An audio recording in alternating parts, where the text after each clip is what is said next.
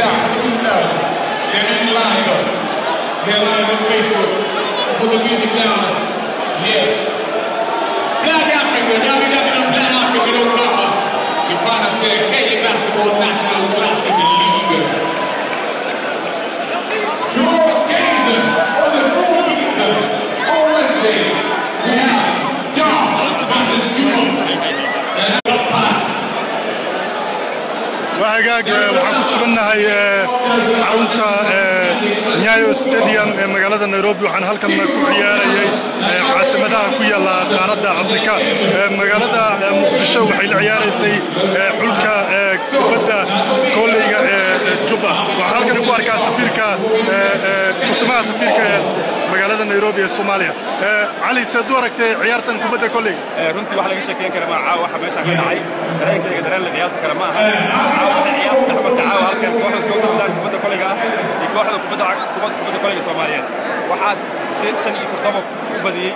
kooxda kubadda kolayga Soomaaliyeed runtii dareenkayga wax la qiyaasi kara ma aha aad u faraxsanahay koobkan naga qaaday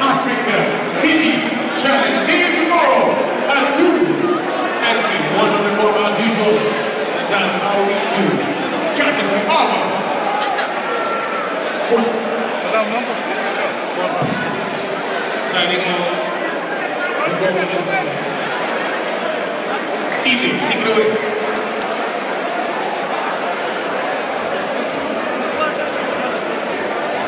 halkan ku arkaa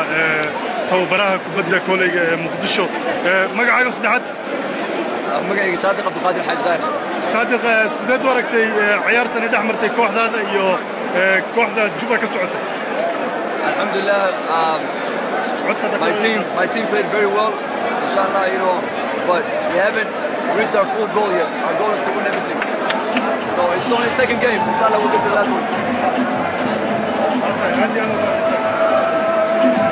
ولي waxaa halkan ka socdo dabaaldega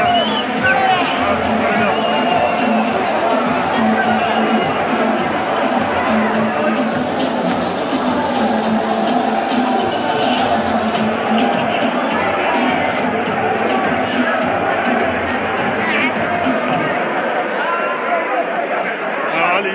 just a minute right up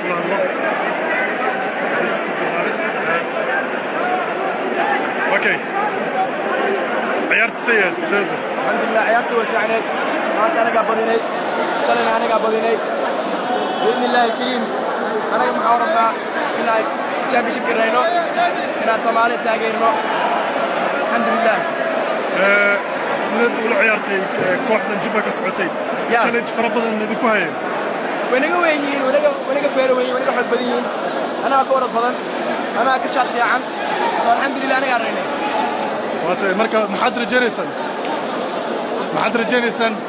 aniga hadda maxaan rajaynaa insha Allah inaa midaan birino imaan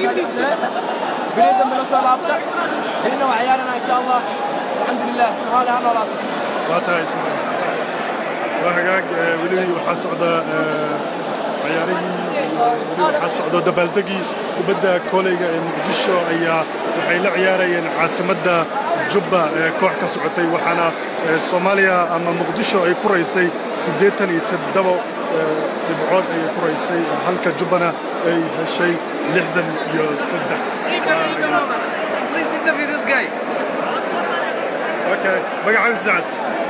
magacaaga Rashid Soomaali Soomaali ma yaqaan